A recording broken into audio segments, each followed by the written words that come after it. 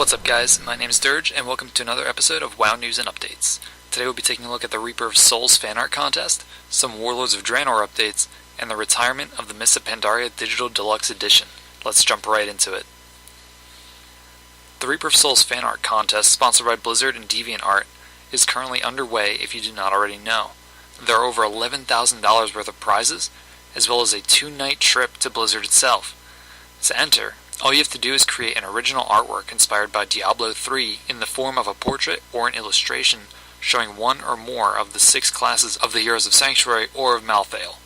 There are first, second, and third place prizes, and 22 semifinalists will receive a signed boxed copy of Diablo 3 Reaper of Souls Collector's Edition.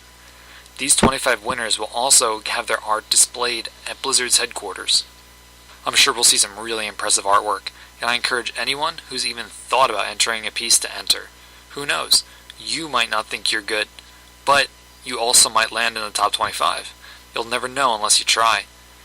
If you'd like to check out the contest rules, prizes, or just want to read more about it, I will leave a link to both the DeviantArt and Blizzard pages in the description below. In about 1 week, you will no longer be able to purchase the Digital Deluxe Edition of Mists of Pandaria.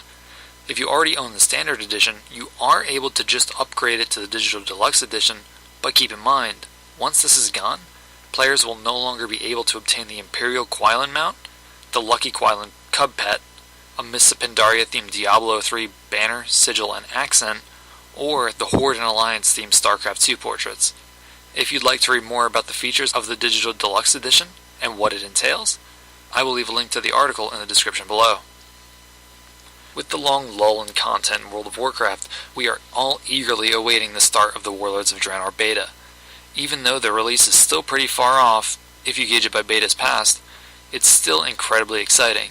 Blizzard recently posted an article going into detail about various features that they said would be put in place with Warlords, and they start off by talking about the stat squish. Basically, what they're doing is smoothing out the stat increase by level for both players and creatures alike. What this means is there is no stat spike at each previous level cap for each expansion. This is going to go for damage too, obviously. If the creatures have less health, naturally you will do less damage corresponding to the stat squish. Not necessarily less damage, in the sense that it will take longer to kill the creatures, because this is not a nerf. It basically makes the numbers easier to comprehend, and these graphs will give you a basic idea of what to expect. As you can see, it's much smoother stat increase for old content, and then you have the spike from 90 up to 100, which is expected because if it remains too smooth for new content, it makes some of that new content trivial. I mean, why kill something that is level 90 while you're still 90, when you can kill something level 94 for more experience? Blizzard will also be making some changes to the racial traits. They have more or less remained the same since each race's release, and since hit and expertise are getting removed, racials they grant them will obviously no longer be needed. Other traits, however, can either be really useful or completely useless, and Blizzard doesn't want players to feel obligated to play one particular race because of their racials, especially if that is not the race the player wants to play. They're saying their goal here is to even out the usefulness of certain racials, remove obsolete ones, bring down the higher ones, and improve the older ones, while still making each race feel unique to play. I'm all for this. When I go to make a new character, I don't like having to check out all the racials for optimizing my class, and pick a race that I'm not really into, when I'd rather use a race that has no benefit for my current class. Now, ability pruning. Pretty interesting. If we open our spellbook now, we are overwhelmed with the amount of abilities each of our characters have. What this is looking to achieve is the reduction of abilities per class, since over time there have been significantly more additions to the spellbooks than reductions. In some cases, this won't mean removing a certain ability, but making it spec-specific. This can sound a little crazy, because they might remove an ability you've been using since vanilla, and you might disagree with this because it reduces the complexity, and thus the skill required, to more or less master the game. While it does reduce some complexity, rest assured Blizzard wants skill to remain a thing within the game. But for something as, say, cooldown stacking, which they use as an example, they may decide just to move all of those cooldowns you would normally macro together into one ability. That's something I honestly wouldn't mind, and this could be a good thing.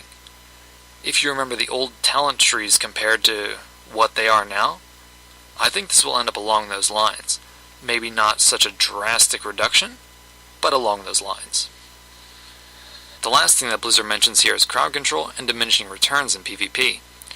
A big thing in Mists was how much CC was actually available to use in PvP, and with the release of Warlords, that is going to change pretty drastically, and they have a pretty long list of changes.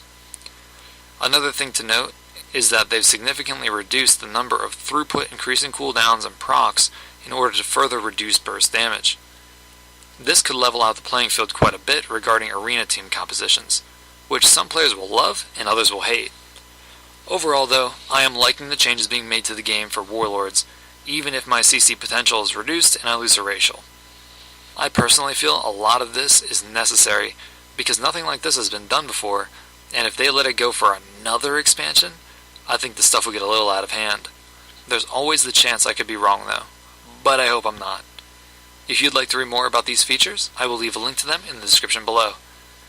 And that's it for this episode of WoW News and Updates. If you guys enjoyed it, please feel free to drop me a comment, like, or even subscribe to my channel for future videos. Thanks for watching.